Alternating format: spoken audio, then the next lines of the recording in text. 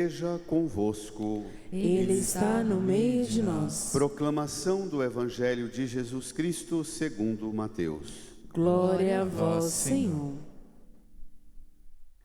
Naquele tempo, vendo Jesus as multidões, compadeceu-se delas, porque estavam cansadas e abatidas como ovelhas que não têm pastor. Então disse a seus discípulos: a messe é grande, mas os trabalhadores são poucos. Pedi, pois, ao dono da messe que envie trabalhadores para a sua colheita. Jesus chamou os 12 discípulos e deu-lhes poder para expulsarem os espíritos maus e para curarem todo tipo de doença e enfermidade. Estes são os nomes dos 12 apóstolos. Primeiro Simão, chamado Pedro, e André, seu irmão. Tiago, filho de Zebedeu, e seu irmão João. Filipe e Bartolomeu. Tomé e Mateus, o cobrador de impostos. Tiago, filho de Alfeu, e Tadeu. Simão, o zelota. E Judas Iscariotes, que foi o traidor de Jesus. Jesus enviou estes 12 com as seguintes recomendações: não deveis ir aonde moram os pagãos, nem entrar nas cidades dos samaritanos, e diante às ovelhas perdidas da casa de Israel. Em vosso caminho anunciai: o reino dos céus está próximo. Curai os doentes, ressuscitai os mortos, purificai os leprosos, expulsai os demônios. De graça recebestes, de graça deveis dar. De graça recebestes, de graça deveis dar. Palavra da salvação. Glória a vós, Senhor. Aleluia, aleluia, aleluia, aleluia, aleluia, aleluia, aleluia, aleluia. Sentados, num tempo de silêncio, rezemos invocando o auxílio do Espírito Santo, para que por ele alcancemos a compreensão plena da palavra e sejamos por ela transformados, iluminados, conduzidos em nossa vida. Rezemos.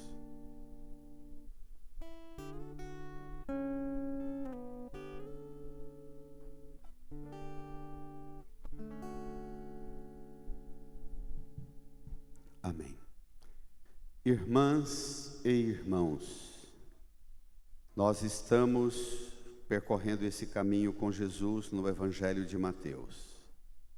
Hoje somos introduzidos num tema delicado que nós temos muita dificuldade também dentro da fé cristã para responder uma dimensão da existência humana que é muito problemática. As leituras de hoje, primeira leitura, segunda leitura particularmente, e o Evangelho, dão-nos um panorama acerca do modo nosso de enfrentar a sociedade do medo, a sociedade do estresse, a sociedade do cansaço. Esta forma de organização do mundo, que é baseada eminentemente no produto, e tudo é reduzido a produto e a mercadoria. Nós precisamos ser felizes o tempo inteiro, produzir o tempo inteiro e consumir o tempo inteiro, e é a isso que fomos reduzidos. Felizes o tempo inteiro, produzir o tempo inteiro e consumir o tempo inteiro. Quando não damos conta disso, criamos uma alma ferida e insatisfeita, com medo do futuro, infeliz com o agora e ressentido com o passado.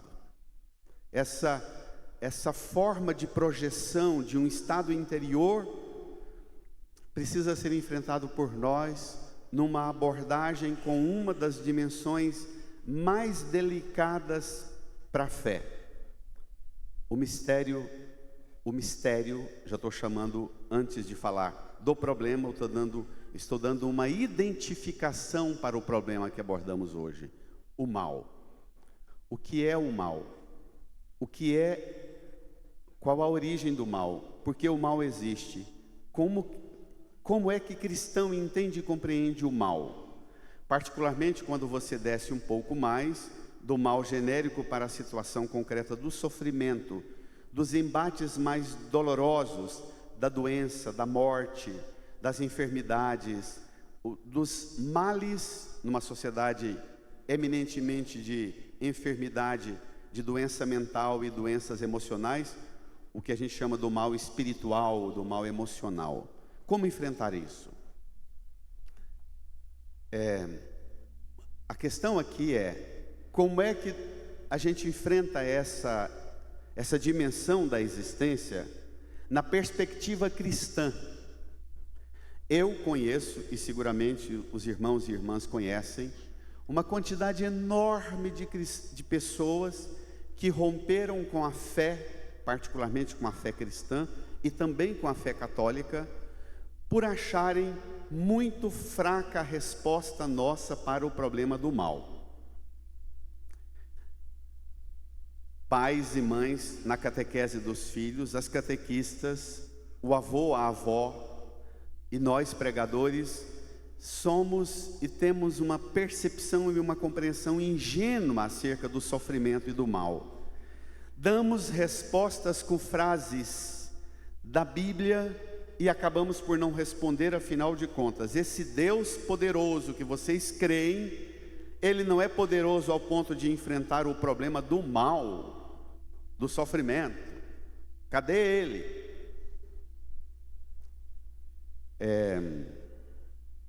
As respostas da nossa parte costumam ser ingênuas. A própria Bíblia explica, se você ler o livro do Gênesis, você perceberá que para o problema do mal, do sofrimento, que a gente atribui o mal, a existência do mal e sofrimento ao pecado, a própria origem do pecado tem umas 5, 6 versões diferentes de como o pecado iniciou. A própria história da criação de Adão e Eva tem 3, 4 interpretações diferentes de como é que surgiram. Depois, que o mal é a desobediência de Adão e Eva. Depois tem uma outra versão que o mal entrou no mundo porque um anjo queria ser como Deus, e Deus, mandou ele, deletou ele, caiu na terra e trouxe a infelicidade para cá. E aí a gente fica nessa seara, sobretudo jovem e adolescente que tiver um tiquinho de cognição, começa a dizer, é fraco, não me convence, e aí vai tomando aquela distância silenciosa, ou por vezes rebelde com a religião e com a fé. Distância, distância, distância.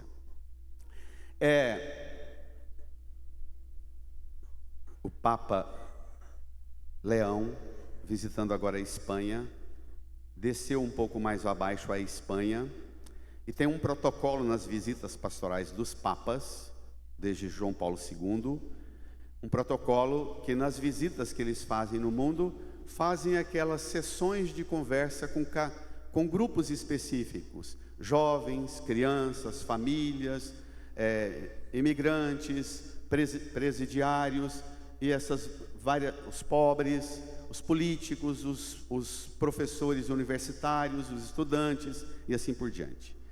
E agora, nessa semana, Leão, lá na Espanha, uma criança fez a ele umas perguntas muito curiosas, que Santo Padre, por que há tanto sofrimento no mundo? Por que Deus não dá conta de vencer o mal? Por que a mãe da minha amiguinha na escola morreu tão jovem e deixou a minha amiguinha sem mamãe? Bento XVI, numa visita dessas, Bento, que é bem mais solene, bem mais alemão, rígido, né, na forma, uma criança também um menino perguntou, por que o meu amigo perdeu o pai e a mãe num acidente, meu colega de sala de aula, perdeu o pai e a mãe num acidente. Deus não tem poder de vencer o sofrimento e o mal? Leão reportou a fundamentação de Bento XVI para essa dimensão do sofrimento e do mal, na mesma linha de Bento. Leão disse esta semana uma coisa importantíssima e eu vou introduzir com isto para depois ir ao texto. O próprio evangelho de hoje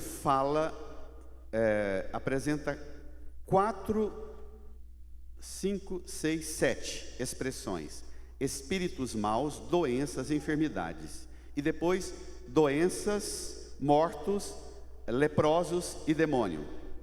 7 expressões para definir o mal. Leão disse para a criança essa semana: o mal continua como uma realidade para nós humanos, um mistério. Não existe uma explicação matemática, física, química, com uma fórmula que você apresenta na lousa e convence uma criança e um adolescente. Quem tem um pouco de inteligência mais elaborada é convencido. O mal existe. E nós precisamos enfrentar essa realidade do mal com a humildade de dizer: nós não alcançamos uma resposta do porquê Deus, que é poderoso e Senhor, e em Jesus Cristo que morreu pela nossa salvação, o mal continua existindo. Nós precisamos criar coragem de dizer: a existência do mal é um mistério. Nós não conseguimos explicar a existência do mal, mas nós temos uma resposta de fé, de como enfrentar o mal. Aqui muda tudo, minha gente. Saímos da existência dele.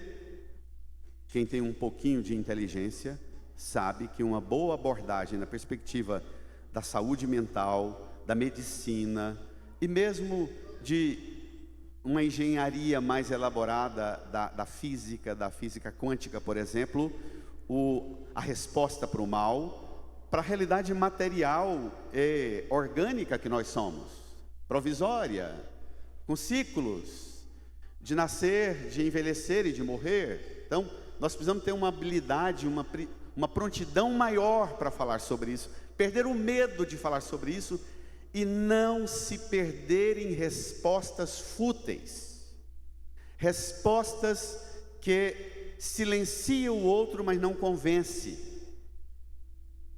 Nós não temos uma resposta do porquê o mal existe matematicamente, mas temos uma resposta de como cristãos, como é que nós enfrentamos o mal.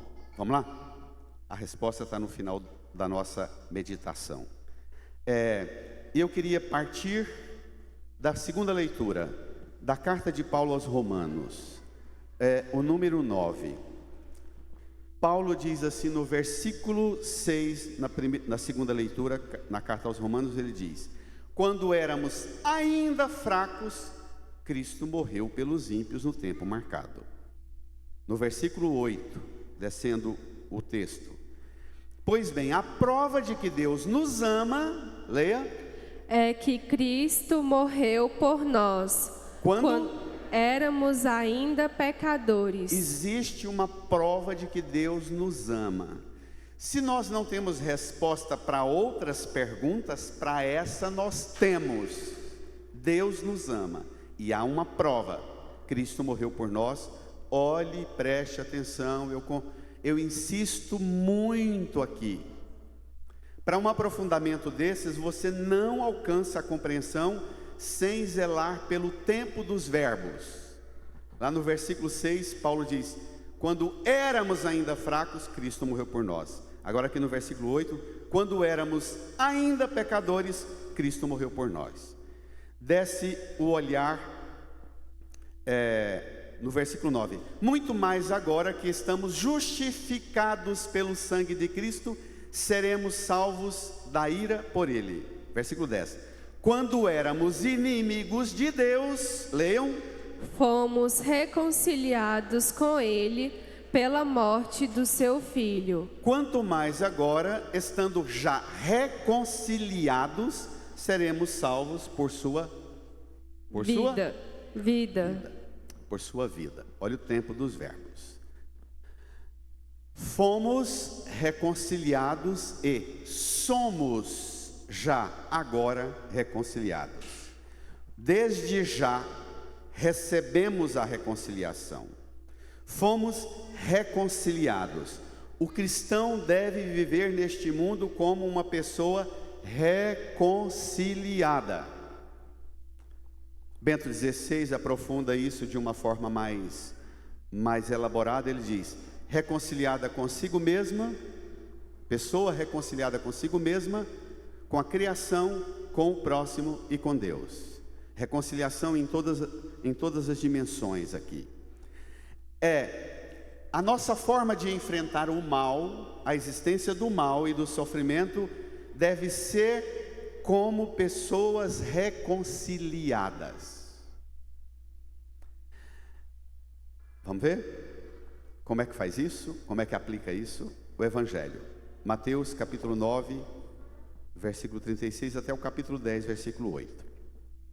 Naquele tempo, vendo Jesus as multidões, compadeceu-se delas, leiam, porque estavam cansadas e abatidas, como ovelhas que não têm pastor. Espere, cansadas e abatidas como ovelhas que não têm pastor. Compadeceu, sofreu com. Ao invés de explicar a origem do sofrimento, ele foi sofrer com. Desceu ao nível do sofredor. E é a partir dessa descida de Cristo que nós vamos entender como cristãos enfrentamos o sofrimento, ainda que não o vençamos. Tem uma mãe aqui, cadê ela? E todos os domingos ela me dá notícia do filho que enfrenta um câncer com 50 e poucos anos. Cadê? Ela estava aqui. Que o filho mora em Brasília. Cadê a mãe? Estava aqui? Aqui, gente. Desculpe, está aqui a mãe. Todo domingo ela me dá notícia. Hora outra ela me mostra a foto dele. Nesses 2 últimos anos, né? Essa mãe já experimentou o fim uma 300 de vezes.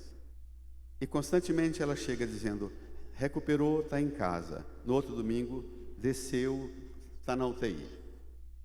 E não tem uma resposta. Cristo não encerrou o sofrimento, mas deu-nos uma oportunidade de descer ao sofrimento do outro. Para quê? Vamos ver?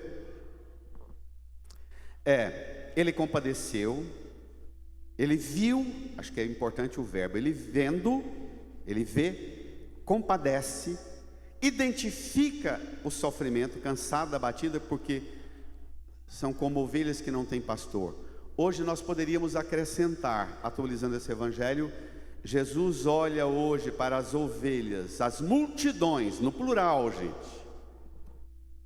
Hoje também as multidões cansadas e abatidas, como ovelha que não tem pastor. Hoje nós podemos atualizar dizendo assim: porque as multidões hoje estão como ovelhas cansadas e abatidas, dominadas e manipuladas por um bando de pastores picaretas, corruptos, desonestos, manipuladores, interesseiros. Existe isso? Nós hoje podemos atualizar o texto e perguntar em que nós, a Igreja Católica, nos servimos a isso também. Nos colocamos como, às vezes, é melhor não ter pastor do que ter pastor picareta. É melhor não ter pregador do que pregador picareta, não é? Porque a pessoa ao menos tem uma conexão, ela com Deus, e ela se resolve nisso. Quando entra um mediador que não presta, ele só piora a situação. É como um falso médico, não é? Vamos lá? O enfrentamento. Preste atenção, vou insistir em que a característica são as multidões, no plural. De multidões vai acontecer um salto agora. De multidões, no plural. Então disse a seus discípulos, versículo 37, A messe é grande, mas os trabalhadores são poucos. de multidões, ela recebe um novo nome, messe, que é o mesmo que lavoura. Na primeira leitura recebe um outro nome no Salmo, rebanho. De multidões tem um nome, messe. Messe que tem um dono. A messe é grande, os trabalhadores são poucos. Versículo 38. Pedi, pois, ao dono da messe que envie trabalhadores para a sua colheita. Nós, os pastores, não somos outra coisa do que operários, não somos donos. E a messe deve ser tratada como uma lavoura que está na hora de ser colhida. Não é para arrancar o dízimo e a oferta da multidão, é para identificar na multidão, que é multidão, agora é tratada como uma lavoura, e cada pé de planta da lavoura, você olha para ela, a partir do fruto que ela tem, você se aproxima dela e ajuda esse ser anônimo na multidão a ser uma planta com uma identidade e com um fruto na hora de ser colhido. Começa a sair do anônimo e dá apenas um número a mais para uma identidade. Jesus diz: a messe é grande, os trabalhadores são poucos. A sociedade da ansiedade, que chegou também em nós cristãos, e vocês pais e mães de família cristãos, que olham para sua família com uma ansiedade, que olha com a frustração de não dar conta de fazer essa família feliz o tempo inteiro, produzindo o tempo inteiro e consumindo o tempo inteiro, e fica infeliz. O contrário da ansiedade,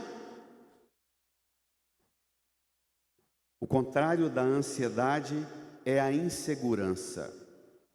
Insegurança por não dar conta de enfrentar o tamanho do problema. E Jesus previne: os trabalhadores são poucos. Pedi, pois, ao dono da messe.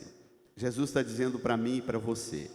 Você olha para a sua casa e vê o tamanho da missão e da responsabilidade sua com a sua casa. Antes de descer a cada problema para resolvê-lo, desça dobrando o joelho em oração e dizendo ao Senhor: eu não dou conta de tudo. O serviço é grande. O Senhor mande trabalhadores para me ajudar a enfrentar cada planta dessa lavoura que é do Senhor. Aqui, para uma sociedade polarizada e fanática e cada vez mais esquizofrênica, e achando que a saída é a gente se fechar e proteger a família, dando-lhe uma grade ideológica de proteção e dizendo: confia só no papai e na mamãe, não vai à escola, papai e mamãe dá aula, não confie no vizinho, não confie no amigo, não confie no parente. Vá fechando. Jesus diz o contrário: abra-se, peça mais operários. Você vai ter que contar com professor, com pediatra, com médico, com psiquiatra, com psicólogo, vai ter que contar com segurança pública, vai ter que contar, não é? Com a quadra do bairro, o que coordena a atividade esportiva, recreativa. Você vai ter que contar com ajuda. Ao invés de atrofiar-se no fechamento, tome consciência não do poder que você tem para resolver tudo, mas tome consciência de que você não dá conta de tudo. Ponto. Amém, igreja? Reage.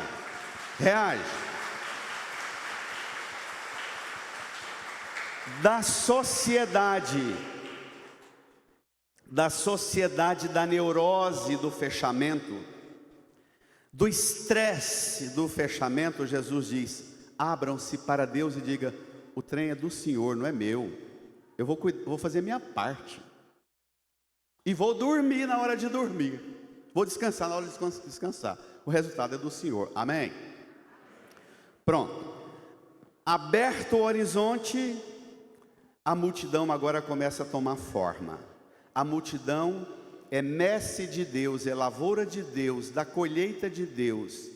E nós, você, pai, mãe, esposa, esposo, vovó, professor, médico, educador, profissional do mundo e eu, pregador, nós somos apenas trabalhadoras e trabalhadores do Senhor.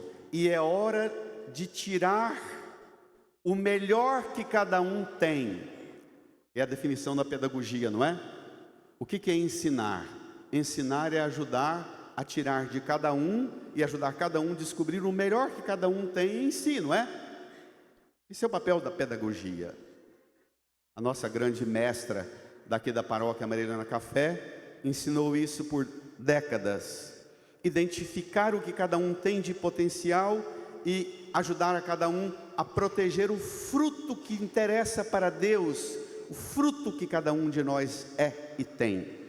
Aqui vence a ansiedade não por uma insegurança, mas por uma confiança. Esse negócio tem dono, e o dono me dá a prontidão para não querer resolver tudo e a ter consciência de que eu preciso de ajuda. Avancemos. Salta para o capítulo 10, versículo 1. Como é que Jesus enfrenta? Ele mesmo sendo Deus, Jesus chamou 12 discípulos. Ele mesmo sendo Deus. Conta com alguém. Não pense que seu irmão, sua irmã, seu pai, sua mãe, seu tio, seus parentes, seus vizinhos não valem nada. Como cada uma e cada um de nós não valemos nada em nós mesmos para resolver tudo. Ninguém de nós vale nada para dar conta de resolver tudo.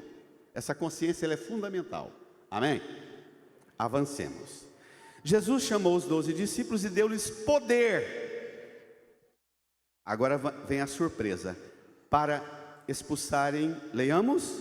Os espíritos maus e para curarem todo tipo de doença e enfermidade. Poder para enfrentar o mal espiritual, os espíritos maus, e o mal físico, doença e enfermidade. E aí ele dá o texto dá o nome. De multidão, os que são chamados recebem nome e identidade. Essa é a novidade. Versículo 2. Estes são os nomes dos 12 apóstolos. Primeiro, Simão, chamado Pedro. E André, seu irmão. Tiago, filho de Zebedeu. Filipe E Bartolomeu. Tomé E Mateus, o cobrador de impostos. Juntos, Tiago, filho de Alfeu. E Tadeu. Simão, o Zelota. E Judas Iscariotes, que foi o traidor de Jesus. Pronto, você vai ter que arriscar em contar com gente que vai ser traidor também. Amém? Você vai ter que correr o risco de confiar e o risco de ter naqueles que você confia alguém que é traidor. Você vai ter que aprender a lidar com isso. O mal. A existência do mal e o fato do mal existir não deve prevenir você de uma forma neurótica, obcecada, como querem essas correntes ideológicas da obsessão do puritanismo de raça, de religião, do puritanismo de cultura, do puritanismo identitário.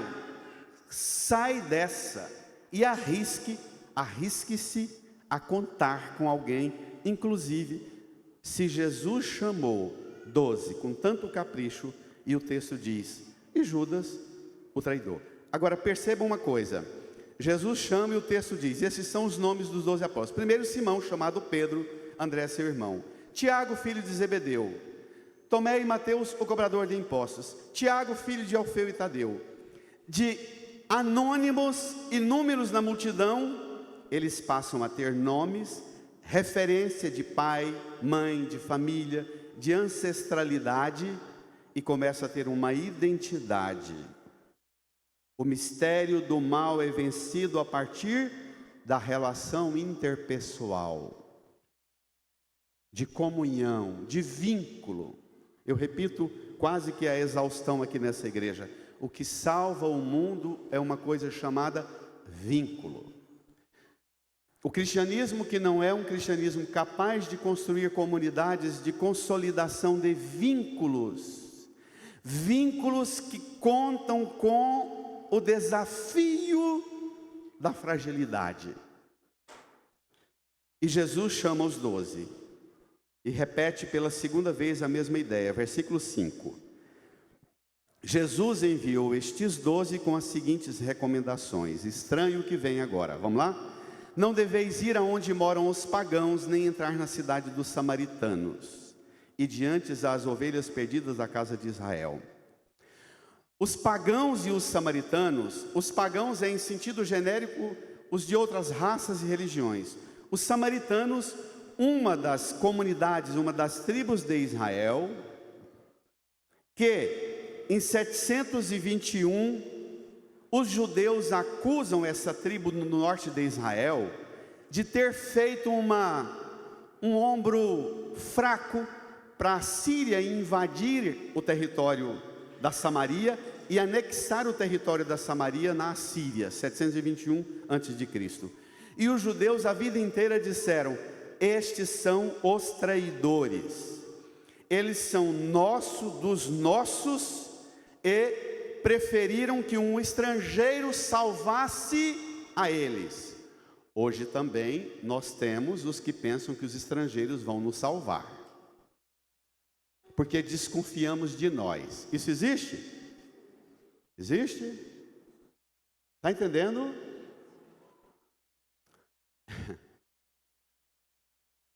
O Luc Ferry, que a minha amiga ali me deu o primeiro texto dele, que é um autor nada cristão, mas é um sociólogo, um antropólogo de altíssima fineza. Ele diz que Marx e Freud inauguraram a sociedade da suspeita e da desconfiança. E hoje nós assimilamos o cristianismo da suspeita e da desconfiança. É assustador como nós disseminamos entre nós a suspeita e a desconfiança de nós contra nós. Sabotamos-nos o tempo inteiro, como igreja, como comunidade, como povo, como sociedade.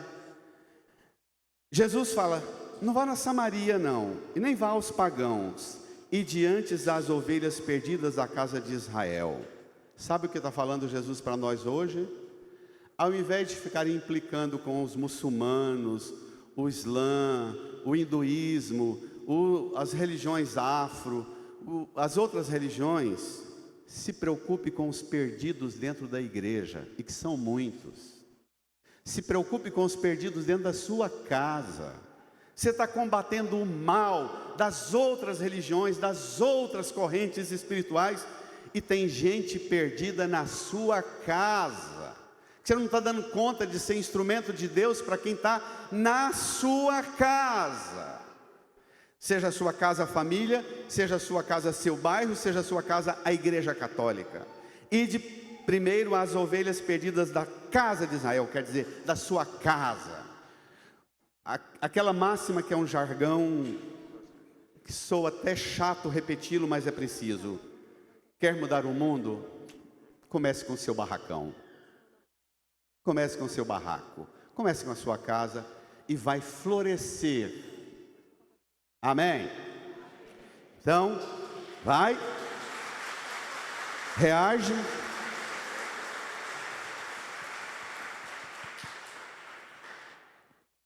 Esta Samaria e os pagãos vão ser encantados por um Israel que enfrentou a si, mais do que enfrentar os outros. Um Israel que enfrentou as coisas perdidas dentro do próprio Israel.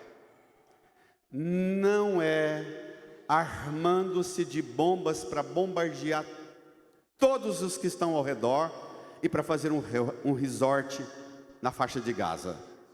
Cuide do Israel que está perdido dentro de Israel. Amém? Vamos. Forte demais, né? Versículo 7. Em vosso caminho anunciai, leiam, O reino dos céus está O próximo. reino dos céus está próximo. Deus não se impõe, nem pela força, nem pelo amor. Deus que é Deus, é característico de Deus não se impor. O amor não se impõe. O amor se coloca à disposição, mas não se impõe. Se se impõe, deixou de ser amor e deixou de ser de Deus. Diga, olha, o reino de Deus está próximo. Se a pessoa se interessar, dizer, como é que eu faço para entrar nessa dinâmica? Aí você instrui, leva para a catequese, para a formação, traz para a igreja, reúne, reza em família. E aí você cria o vínculo e o laço e consolida uma pedagogia de entrada no reino que está próximo. Mas o reino de Deus não se impõe, nem para eliminar o que nós chamamos de mal, que é o outro. Amém? É pesado o que vem agora, vamos lá? Versículo 8: curai os doentes, ressuscitai, os mortos, purificai, os leprosos, expulsai. os demônios. Espere lá. Anunciar não é chegar na multidão cansada e abatida como ovelha que não tem pastor e dizer, dá o dízimo que a bênção vem, dá a oferta que a bênção vem, compre os livros do padre, os vídeos do padre, entre e faça seu cadastro para você receber as mensagens do padre, compre as estátuas e as bugigangas na loja da igreja que a bênção vem. Em vosso caminho anunciai, o reino de Deus está próximo. Se aproxime do doente e cure, do morto e ressuscite, do leproso e purifique-o, do possuído e expulsa o demônio dele. Entre você e o próximo possuído, você fique com o próximo e manda o capeta embora. Amém? Não espicha conversa explicando o que é o capeta, dando doutrina sobre o poder do demônio, falando do que o demônio é capaz de fazer, não. Com capeta você não conversa nem explica, expulsa e cuide do que está sofrendo. Aqui é a teologia do cuidado, é a espiritualidade do cuidado. Foque no doente, no morto, no leproso, na pessoa que sofre com o espírito mau. E anunciar é muito mais do que apresentar um protocolo de doutrina, norma e regra religiosa. Anunciar é encontrar a pessoa mais do que encontrar o bolso da pessoa para arrancar o dízimo dela. De graça, olha como é que termina o versículo 8. De graça recebestes, de graça deveis dar. Se você não identifica em você, se você não é capaz de experimentar em você, em que você experimentou um dia ser curada, ressuscitada, purificada, liberta do mal espiritual, você não saberá dar de graça. Se você não mergulha em você mesma, em você mesmo, e consegue tocar, e identificar, e consolidar em você, em que Jesus se aproximou de você e te curou, te ressuscitou, te arrancou da morte, te arrancou da lepra, te arrancou do poder do mal espiritual, os demônios, você não vai saber dar de graça o que de graça você recebeu. Aqui você não olha para um mundo ideal lá à frente, não olha para um presente ansioso e depressivo, senão a sociedade do cansaço, da ansiedade, ela olha para o futuro com medo. Tem uma outra definição maravilhosa de um autor muito importante agora, que ele diz que a depressão, em sentido largo, ela é o esgotamento do futuro. O depressivo, como sociedade, é aquele povo que não dá conta, olha para o futuro como o futuro esgotado, sem chance de melhorar. Ao invés de a gente olhar para um futuro esgotado, a gente olha para um passado e para o que recebemos de graça. Fomos reconciliados com Cristo quando ainda éramos pecadores, quando éramos inimigos de Deus. Lembra dos verbos da segunda leitura? Fomos reconciliados, morreu por nós quando ainda éramos pecadores. Nós olhamos para o que recebemos no passado e perguntamos: o que eu estou fazendo com essa graça de Deus agora? E o futuro já está resolvido, porque o agora é que conta. O agora é um agora de quê? De homens e mulheres em estado de graça, que recebemos de graça o dom, porque fomos encontrados por Jesus. Saímos do anonimato da multidão, saímos do poder da solidão e da tristeza, das explicações baratas para o poder do demônio, da morte, da doença, da lepra e de todo o mal. Saímos do anonimato e das explicações baratas para um encontro nominado, carinhosamente apelidado. Tem alguns apóstolos aqui que até apelido recebe. Agora vem a conclusão extraordinária: ir de graça, pois foi encontrado pela graça. Se você é uma pessoa que vem para a religião só para pedir proteção do mal agora e realização para o futuro, e você não vem para a religião para cultivar uma permanente abertura sua para zelar da graça que você já recebeu, quando nem merecia, quando ainda era pecador, quando ainda era inimigo de Deus, você está desperdiçando sua prática religiosa. Amém? Amém? Entendeu? Você não projeta para um futuro esgotado, você projeta para um passado agraciado. E quem não é capaz de olhar para a história do pai e da mãe, dos avós, dos ancestrais, dos professores, dos médicos, dos psiquiatras, inclusive dos remédios que teve que tomar em processos mais difíceis para vencer as angústias, e dizer: opa, alguém esgotou a vida para que eu tivesse hoje esse... Começando a chorar aqui já. Essa graça de consolação, de estado de graça.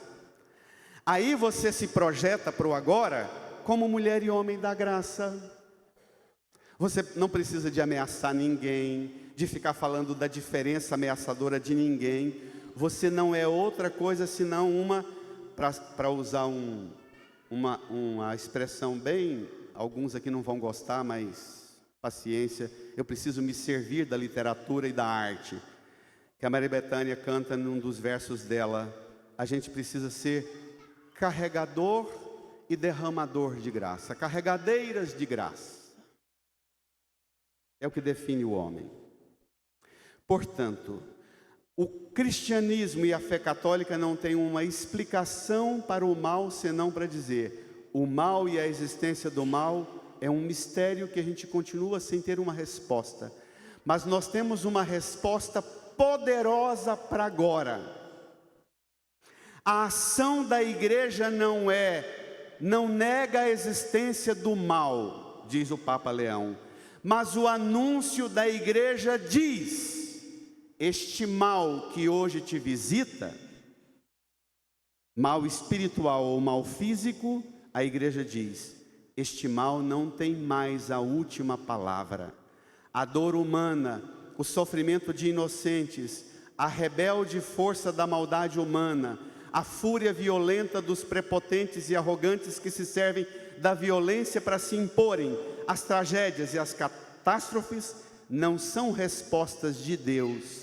A resposta de Deus é amor.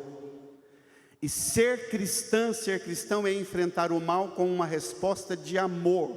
É um deixar-se tocar pelo amor, pela graça, e dizer ao mal: você hoje está aqui, mas você não terá a última palavra.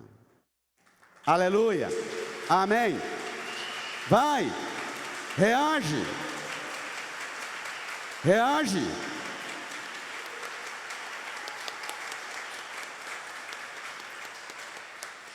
as novas gerações, inclusive na igreja, de pregadores, está confusamente enfrentando o mal, recuperando as fórmulas mágicas e assombrosas de períodos tristes da história passada e da Idade Média. Está ressurgindo dentro do cristianismo e do cristianismo católico as antigas superstições medievais, as antigas doutrinas sobre o poder do capeta e do mal e dos assombros dos outros, que são um perigo, sem uma leitura profunda, sem inteligência, sem ciência. Não dá não, minha gente. A inteligência cristã, ela é uma inteligência contemplativa. É olhar para a cruz e dizer: já recebi quando nem merecia, e eu acolho, e eu projetarei a graça que eu recebi para o agora, em mim, no meu próximo, na criação e no mundo. E assim, nós somos portadores de uma resposta, que não diz porque o mal existe, mas diz ao mal que ele não tem mais a última palavra. Amém.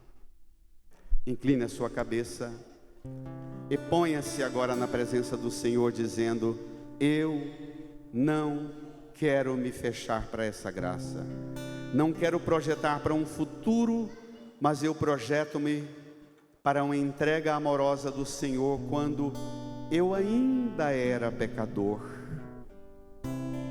quando eu ainda era tomada por uma fraqueza. O Senhor morreu por mim. Quando eu era inimigo de Deus, o Senhor me reconciliou. E eu quero ser homem, mulher do tempo da sua graça e do seu amor.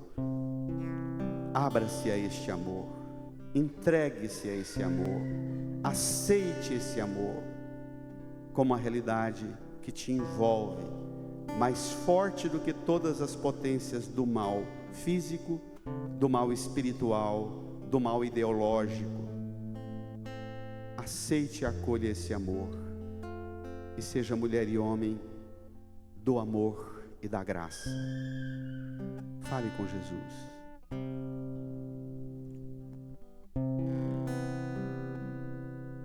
Renova-me, Senhor Jesus. Eu não quero ser igual. Renova-me, Senhor Jesus. Põe em mim seu coração, porque tudo que há dentro de mim precisa ser mudado, Senhor, porque tudo que há dentro do meu coração precisa mais de ti. Renova-me, Senhor Jesus. Renova-me, Senhor Jesus. Já não quero ser igual. Renova-me, Senhor. Renova-me, Senhor Jesus. Põe em mim seu coração. Põe em mim teu coração, Porque tudo que há dentro de mim, porque tudo que há dentro de mim precisa ser mudado, Senhor, porque tudo que há dentro do meu coração precisa mais. deixe o folheto no banco, estenda as mãos aqui para a cruz de Jesus e reze comigo, ou se preferir, reze do seu jeito, conforme o Espírito lhe inspira. Senhor Jesus, Senhor Jesus, eu creio firmemente eu creio firmemente nesta palavra nesta palavra que ouvimos e meditamos. Senhor Jesus, Senhor eu Jesus, acolho esta palavra eu acolho esta palavra e aceito e aceito que de graça eu recebi que de graça eu e de recebi graça eu devo dar. e de graça eu devo dar. Tudo em minha vida Tudo em mim ofertado de graça ofertado de graça para o bem do mundo, para o bem do mundo, para o bem do meu próximo, para o bem do meu para o bem próximo, de todos. para o bem de todos. Obrigado, Jesus. Obrigado, De Jesus. graça eu recebi. De graça eu recebi. E essa graça E essa graça é leve, é leve, é suave. é suave. Eu acolho Eu acolho e eu serei e eu serei esta leveza, esta leveza, esta suavidade esta suavidade do seu amor. do seu amor. Eu serei Eu serei comigo mesmo comigo mesmo um modo novo um modo de cuidar de mim, de cuidar de de mim, cuidar do meu próximo, de cuidar do meu da minha próximo, casa, da minha casa, dos meus vínculos, dos meus vínculos, das minhas relações. das minhas relações. De graça, De graça eu acolho tudo eu acolho tudo que é amor, que é amor, que vem do Senhor. que vem do Senhor. De graça, De graça. o Senhor me conduzirá O Senhor me conduzirá a ofertar tudo a ofertar que é amor, que é amor que pode transbordar de mim e pode transbordar com de os mim, vínculos meus. com os vínculos. Obrigado, Jesus. Obrigada. Põe a mão no coração, incline a cabeça, faça sua oração pessoal de louvor, de agradecimento. Bendiga o Senhor, louve por ser amada, amado assim. Louve por ser amada, amado, mesmo não percebendo este amor, mesmo não tendo ainda encontrado de forma palpável a força desse amor, mas agradeça e confie que no momento certo desabrochará para você terapeuticamente a sua abertura a este amor que já foi dado, essa graça que já foi derramada. Agradeça e louve. Obrigado, Jesus, por ser amor, por ser dom de graça, hoje e sempre para mim, e fazer de mim um dom de graça para os outros. Amém. A paz do Senhor esteja sempre convosco. O amor de Cristo nos uniu. Receber e dar o que você recebeu, dê, e o que o outro recebeu, receba você. Saudade.